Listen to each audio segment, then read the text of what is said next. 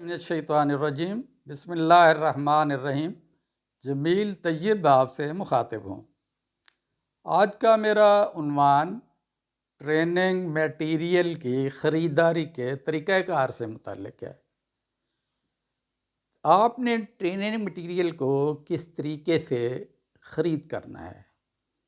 پہلے آپ نے ایک کنسالیڈیٹڈ رپورٹ تیار کرنی ہے، وہ آپ کے اسٹور سیکشن کے پاس ہوگی۔ جس وقت اس کو کمپائل کریں گے، اس کو ریکنسائل کریں گے، اس کنسالیڈیٹڈ کریں گے، کنسالیڈیشن کے بعد وہ ایک آپ کی کوانٹیٹی آ جائے گی کہ کون سی چیز کتنی پرچیز کرنی ہے۔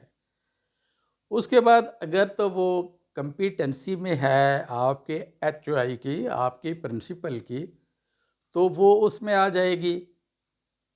اگر وہ بیانڈ ہے کمپیٹنسی سے تو وہ کوٹیشن میں جائے گی۔ جیسے پیپرا کے مطابق جو 75,000 تک کی اماؤنٹ ہے، 75,000 تک کی، اس کے لیے کوٹیشن کی ضرورت نہیں ہے۔ اگر وہ بیانڈ ہے تو پھر اس کے لیے 3 کوٹیشنز کلیکٹ کرنی ہوں گی۔ اگر 3 کوٹیشن سے بھی معاملہ زیادہ ہے، یعنی 1,00,000 سے بیانڈ ہے، تو پھر آپ کو پیپرا کی ویب سائٹ پہ جانا ہوگا۔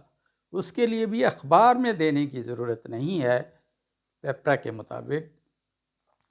تو پھر اس کو جب آپ پیپرا پہ اس کو اپلوڈ کریں گے، جو آپ کی ڈیمانڈ ہوگی، تو وہ جو کنٹریکٹر ہوگا وہ آپ کو اپنی انویٹیشن آف بلڈز جمع کروائے گا، یا وہ کوٹیشنز آپ کو جمع کرائے گا۔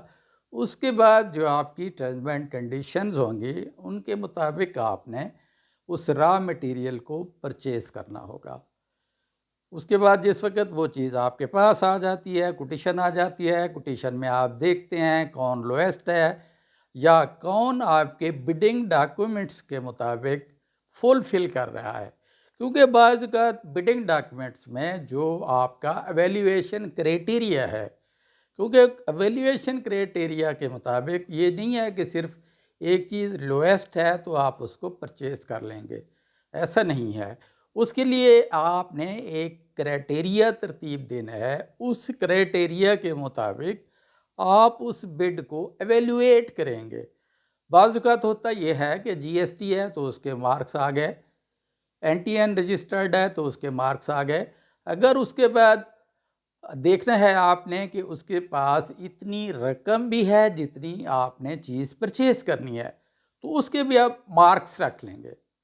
اسی طریقے سے کہ اس کے پاس کتنی ورک فورس ہے، اس کے پاس کتنی امپلائیز ہیں، یا اس طریقے سے آپ نے اپنا ایک کرائٹیریا ترتیب دینا ہے۔ اس کرائٹیریا کو سامنے رکھتے ہوئے جو بھی سکسیسفل بڈر ہے، آپ اس کو سپلائی آرڈر ایشو کریں گے۔